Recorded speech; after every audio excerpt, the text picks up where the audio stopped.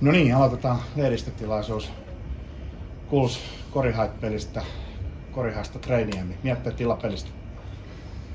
No, olisi voinut mennä paremmin meidän osalta.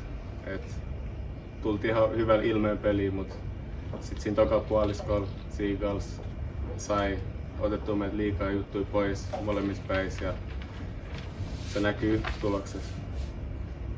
Treille kysymyksiä? Kiitoksia.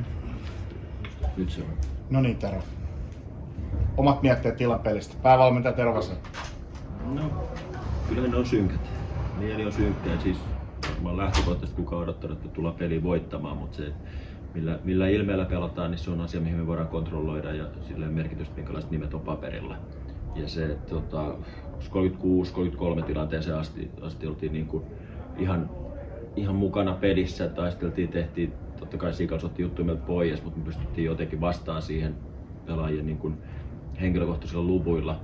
Pakissa se, että jos mä tulin Korihaihin ja sanoin, että tullaan ainakin puolustamaan kovaa ja vastustaja tekee 60 pistettä 20 minuuttia, niin kyllähän mä näytän aika isolta vitsiltä. Ei mulla ole siinä siis oman piikkiin, minä olen valinnut pelaajaa, että minä olen luonut pelitavan ja nyt se oli esitys tämmönen ja meidän iso juttu meidän tekemisessä on nyt se, että ei se, että mitä on tapahtunut, vaan mitä me reagoidaan tähän. Meillä on tiistaina älyttömän iso peli Honkaa vastaan kotona. Kotona mä toivon, että tukilaiset ihmiset tulee katsomaan Korihaita ja tulee antaa tukensa ja siellä me taistellaan.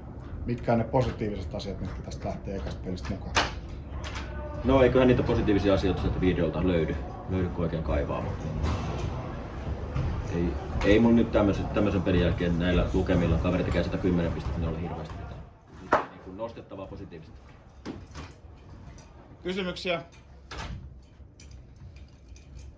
Kiitos, Tero. Kiitos paljon.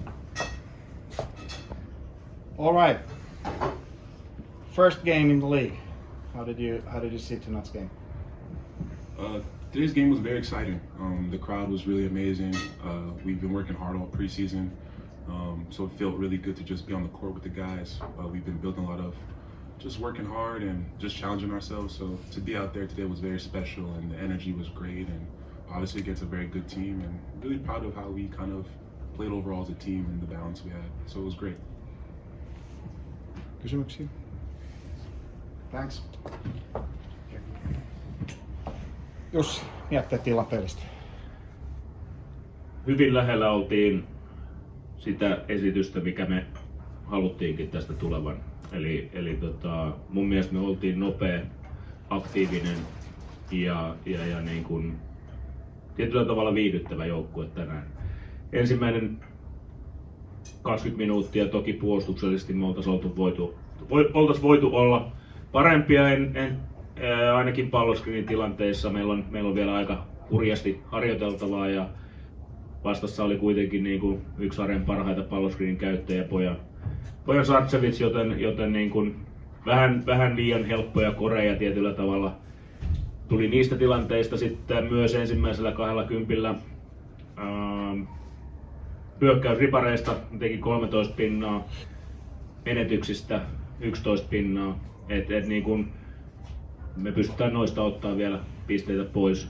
Siitä huolimatta niin kun mun mielestä tosi ehjä esitys ja mun mielestä me esiinnyttiin juuri sillä tavalla kuin me halutaankin. Mikä me halutaan olla, mikä meidän identiteetti tällä kaudella on ja me halutaan olla aktiivinen joukkue. Aktiivisempi aina, kuka on kentällä. Jussille kysymyksiä? Kiitos. Kiitos.